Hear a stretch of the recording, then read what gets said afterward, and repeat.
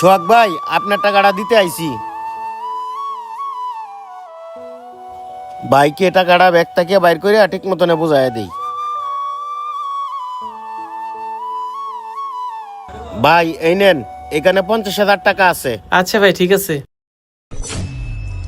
আরে এতগুলো টাকা, যেভাবেই হোক এই টাকাগুলো নিয়ে আমাকে পালাতে হবে। তাইলে ভাই আপনি থাকেন, আমি আসি। টাকাগুলো একটু গুনে দেখি ঠিকঠাক আছে কিনা।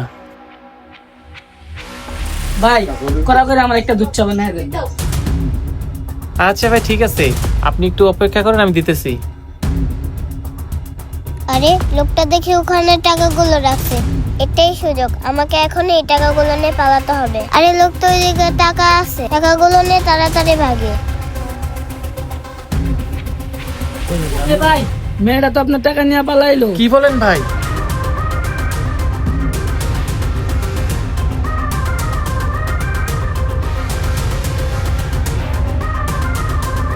আরে মেয়েটা গেল কোথায়?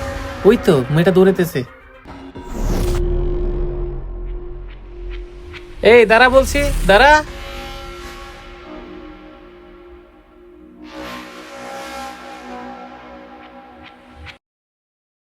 হে আল্লাহ, আজকের মধ্যে যদি আমি 50,000 টাকা ব্যবস্থা না করতে পারি তাহলে তো কিস্তিওয়ালা আমার নামে মামলা করে দিব।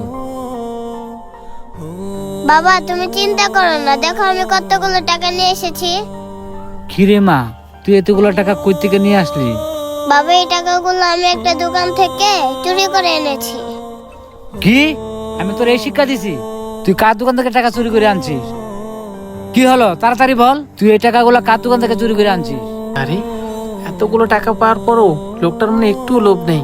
এখনো এমন লোক আছে? কিরে চুপ করে আসিস কেন? তাড়াতাড়ি বল, না হলে কিন্তু তোর মারবো। বাবা তুমি আমারে মারো কাটো যা ইচ্ছা তাই করো, কিন্তু বাবা তোমারে যদি পুলিশে ধরে নিয়ে যায় তাহলে আমি কার কাছে থাকবো? তখন না তোমার কিস্তলা আঙ্কেল বইকা গেল আর বইলা গেল আজকের মধ্যে 50,000 টাকা না জমা দিলে তোমারে না পুলিশে দিবে। বাবা তোমারে যদি পুলিশে দেয় তাহলে আমি কার কাছে থাকবো? মারে, আমি তোর সব কথাই বুঝছি, আমারে পুলিশে ধরুক আর যাই করুক, মারে টাকা চুরি করা ভালো না। মারে তুই কোনো চিন্তা করিস না, আজকের মাঝে যাভাবে হোক আমি 50,000 টাকা ব্যবস্থা করব। বাচ্চাটার কথা শুনে মনে হচ্ছে লোকটা অনেক বিপদে আছে। না যাই, লোকটার সাথে একটু কথা বলি। মারে এটা যার টাকা, চল তাকে ফিরিয়ে দিয়ে আসি। আরে আঙ্কেল আপনি? মারে উনি কে? ওনাকে কি তুই চিনিস? হ্যাঁ বাবা চিনি, এই টাকাগুলো আমি ওনার দোকান থেকে চুরি করে এনেছি। ভাই আমি আপনার দুইটা হাতে ধরি, আমার এই বাচ্চা মেয়েটাকে আপনি কিছু কইেন না, ও তো বাচ্চা মানুষ, এত এত কিছু বুঝে না। বিশ্বাস করেন ভাই, ওই টাকাটা চুরি করতো না। আসলে হয়েছে কি, কিস্তিওয়ালা সকালে আমার বাচ্চাটার সামনে বলে গেছে আজকের মাঝে 50,000 টাকা না দিলে আমার পুলিশে দিবে। এই জন্যই আজকে আমার মেয়েটা আপনার দোকান থেকে টাকাটা চুরি করে নিয়ে আসছে। ভাই আমি আপনার হাত জোর করে কই, আমার ছোট মেয়েটাকে কিছু কইেন না, আপনার যা শাস্তি দেওয়ার দরকার আমারে দেন। আরে ভাই ভয় পেন না, আমি আপনাদের কিছু বলবো না। আমি ওইখানে দাঁড়ায় দাঁড়ায় আপনাদের সব কথাই শুনছি। ভাই আপনি একটা কাজ করেন, এই 50,000 টাকা কিস্তিওয়ালাকে দিয়ে দেন, পরে আপনার যখন টাকা হবে তখন আপনি আমার টাকাটা দিয়ে দিন। ভাই আজকে আপনারা কি বলে যে ধন্যবাদ দিব সেই ভাষা আমার জানা নেই। এখনকার যুগে মানুষ মানুষকে সাহায্য করার তো দূরের কথা, কেউ যদি বিপদে পড়ে মানুষ দূর থেকে দেখে শুধু মজাই নেয়, আর আপনি কিনা আমাকে 50,000 টাকা দিয়ে সাহায্য করলেন। ভাই আমি আপনার এই উপকারের কথা কোনোদিন বলবো না। ভাই আজকে যদি আপনি আমার এই টাকাটা না দিতেন তাহলে আমার এই দোকানটা বিক্রি করে কিস্তিওয়ালার টাকা পরিশোধ করতে হইতো।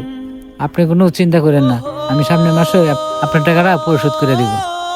আচ্ছা ভাই ঠিক আছে, আমাকে সামনের মাসে পরিশোধ করতে হবে না, আপনার যখন 50,000 টাকা হবে তখনই আপনি আমাকে পরিশোধ করে দিয়েন। আচ্ছা ভাই ঠিক আছে। ঠিক আছে, আমি তাহলে আসি। বর্তমান যুগে মানুষ মানুষকে সাহায্য করা তো দূরের কথা, মানুষ যদি বিপদে পড়ে তাহলে দূর থেকে উপহাস করে মজা করে, আবার এই উপহাস করা লোকগুলো যদি বিপদে পড়ে তাহলে সাহায্য নেওয়ার জন্য হাত বাড়াতে দ্বিধাবোধ করে না।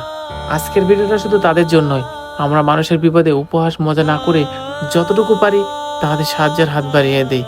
আমাদের এই ভিডিওটি ভালো লাগলে লাইক কমেন্ট এবং বেশি বেশি করে শেয়ার করে ওইসব লোকের কাছে পৌঁছায় দিবেন। ধন্যবাদ।